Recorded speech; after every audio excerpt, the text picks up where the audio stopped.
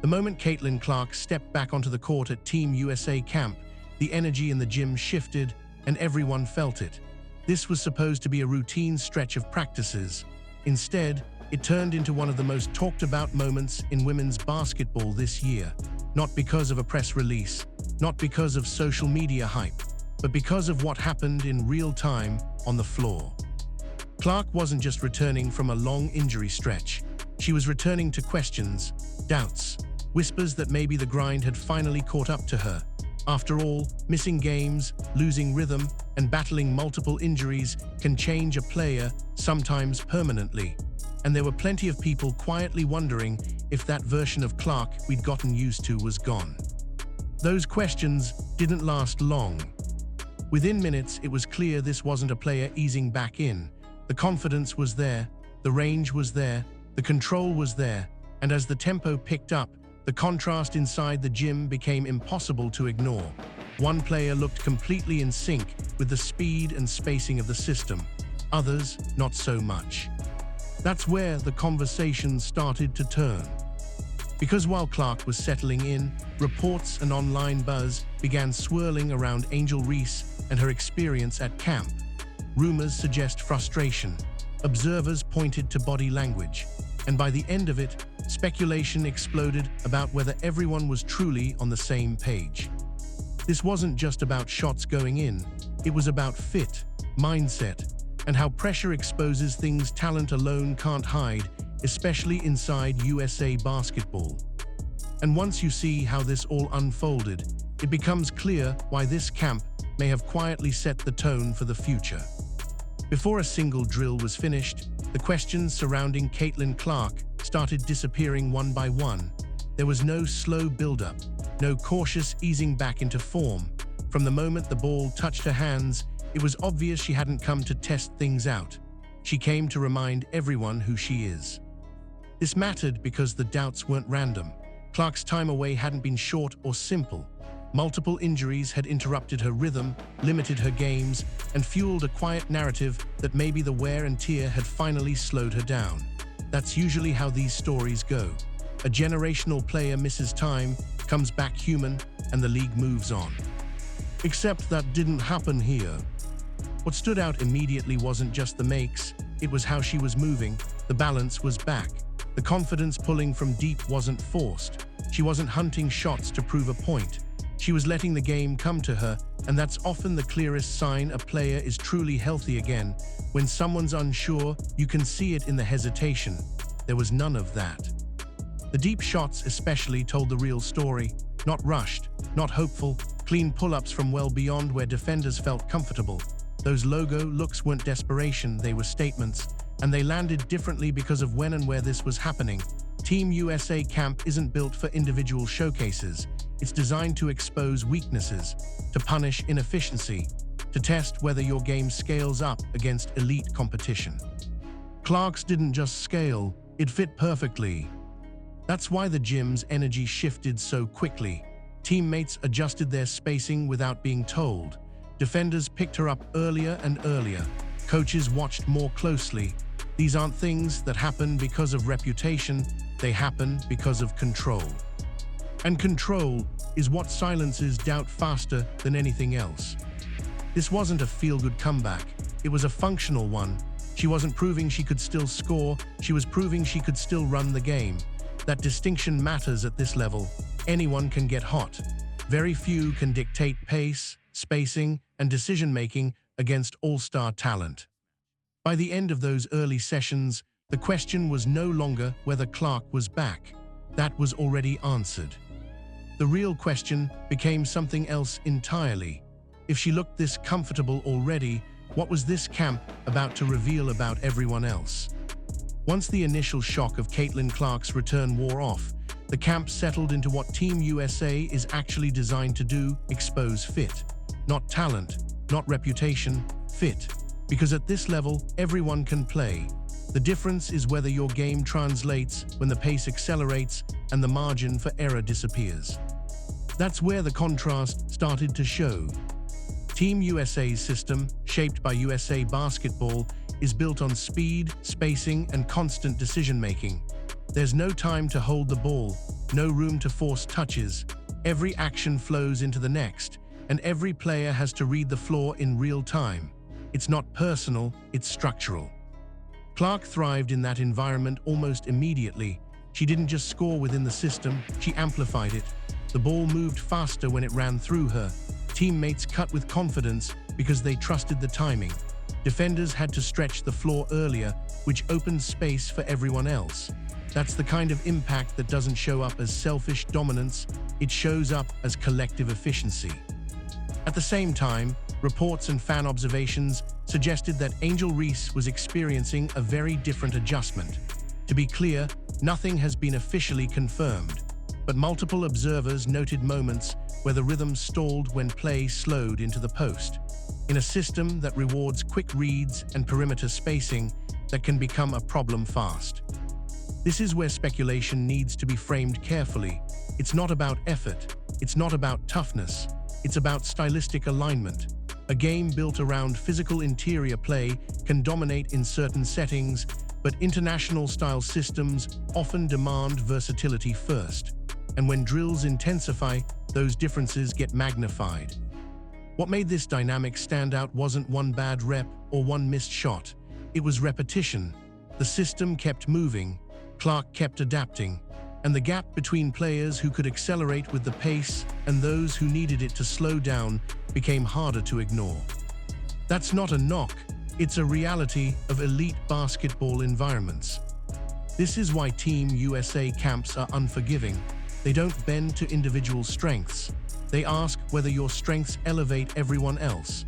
And as practices continued, it became clearer which players were being lifted by the structure and which were being challenged by it.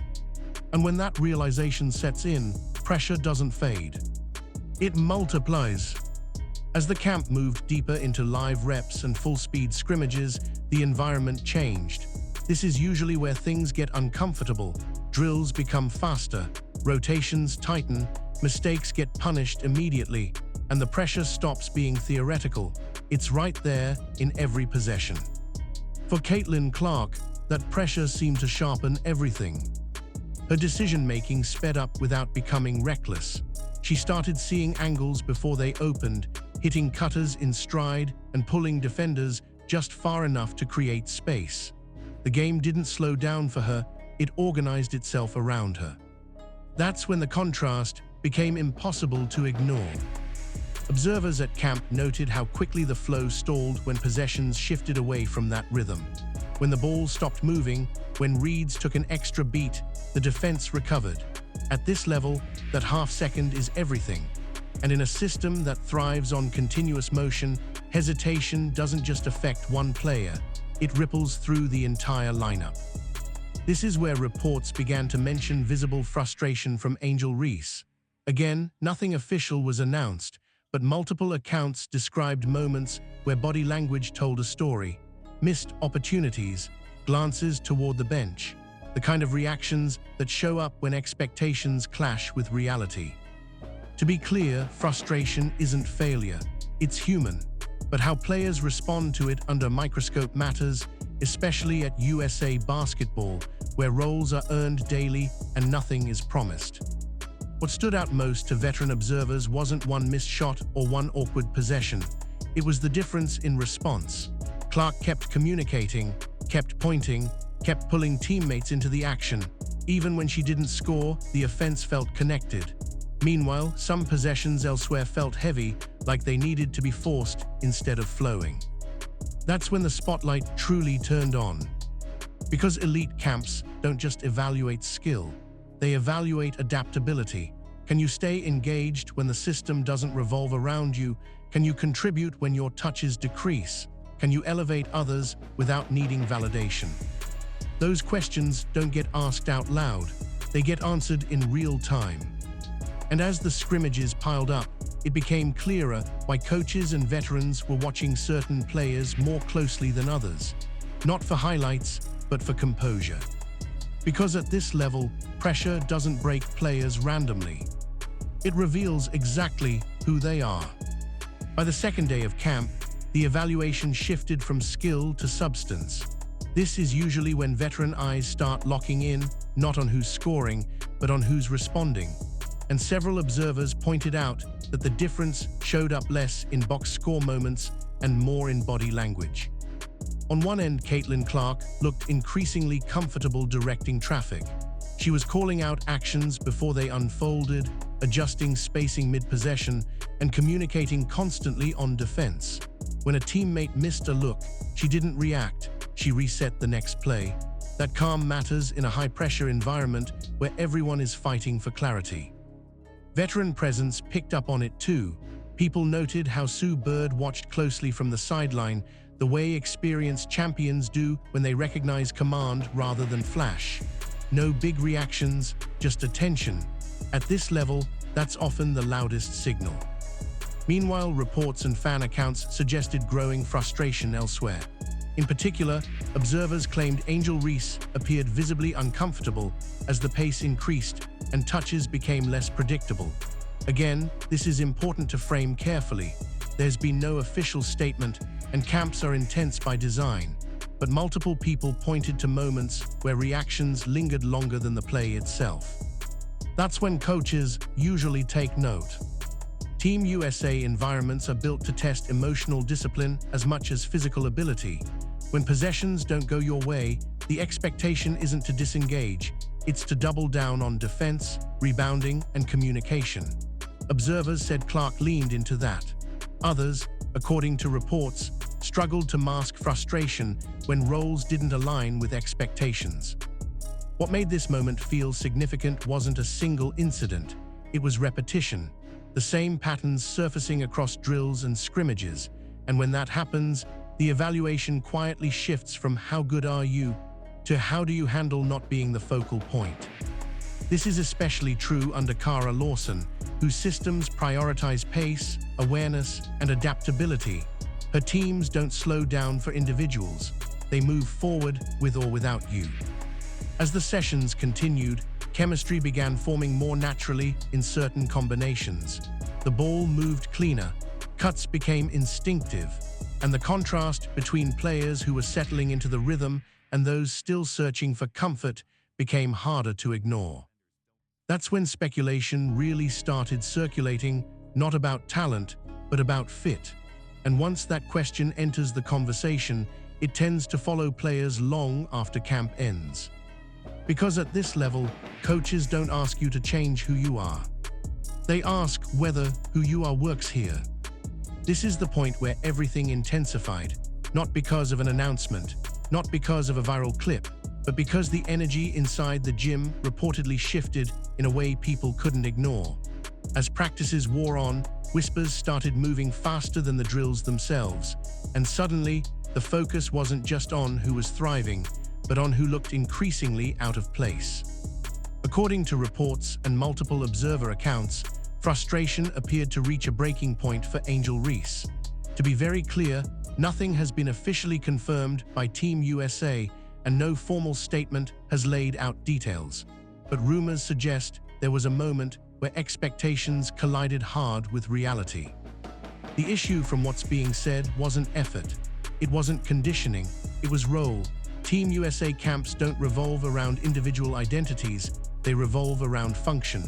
Players are asked to adapt quickly, sometimes uncomfortably, and accept responsibilities that may not align with how they're used elsewhere. That adjustment can be jarring, especially for players accustomed to being central to an offense. Observers claim that once it became clear the system wasn't going to be reshaped, tensions rose. There were reportedly conversations near the bench, visible emotion, and then, the moment that set the internet on fire, Reese leaving the practice environment altogether. Again, this must be framed carefully. Reports claim it wasn't a brief step away to cool down. It's been said she exited camp entirely. But without official confirmation, the only responsible way to describe it is this: something happened that caused her to no longer be present while camp continued. And what happened next may have said even more than the departure itself. According to multiple accounts, the coaching staff didn't chase the moment. There was no scramble, no dramatic pause. Practice continued, The drills rolled on. The focus stayed on the players still locked in and engaged. That response is consistent with USA basketball culture, team first, always. Meanwhile, the pace picked up, lineups adjusted, and chemistry elsewhere seemed to strengthen almost immediately. That contrast is what turns speculation into conversation, not outrage, not mockery, just questions. Because at this level, walking away, even temporarily, carries weight. It invites scrutiny not just of what happened, but of how someone handles adversity when the system doesn't bend. No one outside the gym knows every detail, but what people do know is this: Team USA didn't slow down, and that alone told a story many fans are still processing. And with that, attention shifted back where it had been building all along, to the players who never stopped moving forward. Once the noise settled, something else became impossible to miss. With fewer distractions and a tighter focus, the basketball itself started telling a clearer story. The pace sharpened, the reads came quicker, and the chemistry between certain players didn't just improve, it clicked. At the center of that shift was Caitlin Clark. As scrimmages continued, observers noted how naturally the offense flowed when she initiated action. The ball didn't stick, cuts came on time, spacing stayed clean, and perhaps most importantly, teammates seemed to anticipate her decisions before they happened. That kind of connection doesn't come from reps alone, it comes from trust. The two-player chemistry that stood out most involved Aaliyah Boston.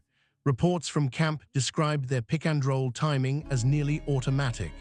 Clark drew defenders high, Boston slipped into space, and the defense was forced to choose, a choice that often came too late. It wasn't flashy, it was efficient, and efficiency is the currency Team USA values most. What made this pairing so effective wasn't just skill overlap, it was role clarity. Clark didn't need to dominate the ball to control the game. Boston didn't need touches forced her way to be impactful. Each played into the other's strengths without ego getting in the way. When one scored, the other celebrated. When one missed, the other adjusted. That dynamic matters more than people realize. Team USA isn't built around individual stars, it's built around combinations that can scale against elite international competition. And in that context, chemistry becomes a separator. Coaches watch how players react when they're not the focal point, who stays engaged, who communicates, who elevates others. According to those watching closely, Clark checked every box. She was vocal without being overbearing, confident without forcing, and fully committed to the system rather than her own highlight reel. As the camp progressed, that approach began setting a quiet standard. The tempo felt more unified, defensive rotations tightened, the offense flowed with fewer pauses. It wasn't dramatic, it was cohesive. And cohesion is often what survives when talent alone doesn't. By this point, the narrative had shifted almost entirely. The focus wasn't on who left or why, it was on what was being built. A core defined by trust, adaptability, and shared purpose. That's when it became clear this camp wasn't just about evaluating players. It was about revealing the future direction of Team USA and which players naturally fit into it. By the time camp reached its later stages, the evaluation had quietly moved into its final phase. Not in an official sense, no depth charts were released, no roles announced, but in the way coaches, veterans, and insiders began talking about what they were seeing. Because at this level, hierarchy isn't declared, it's recognized. And this is where Caitlin Clark separated herself in ways that went beyond shooting or playmaking. What stood out to observers wasn't just production, it was authority. Clark wasn't asking where to be, she wasn't waiting for instruction. She was directing traffic, calling out spacing, and setting the tone for how fast the group needed to move. That's a rare shift for someone still early in her professional career, especially in a room filled with elite talent. Veteran players tend to respond quickly when they sense real command. According to accounts from camp, communication became cleaner when Clark was on the floor. Defensive rotations tightened. Offensive actions flowed with fewer resets. That doesn't happen because of reputation, it happens because teammates trust the decision maker. This is where the idea of a new core started circulating among fans and analysts alike. Not officially, not loudly, but subtly. When people talked about the future of USA basketball, Clark's name came up less as a novelty and more as a foundation. That's a meaningful shift. Historically, Team USA leadership has been earned through sacrifice, consistency, and an ability to blend individual excellence into collective dominance. This camp appeared to reward exactly that. Players who leaned into the system gained momentum. Players who resisted it felt pressure multiply.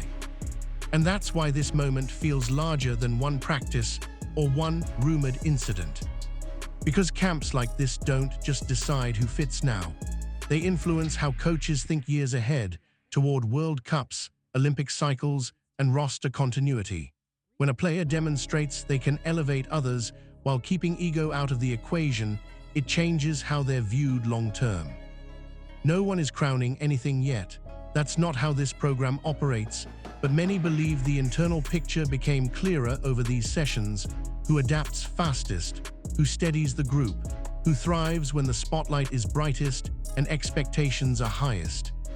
By the end of camp, the question no longer felt like who is the most talented. It felt like who can lead this style of basketball into the next era. And based on everything that unfolded, that answer may already be forming quietly but unmistakably. When you strip away the rumors, the reactions, and the online debates, what's left is something much simpler and much more telling. This camp wasn't about drama, it was about clarity. And clarity has a way of emerging when pressure is high and expectations are stripped down to one thing: fit. For Caitlin Clark, this stretch wasn't just a return from injury. It was a statement about readiness.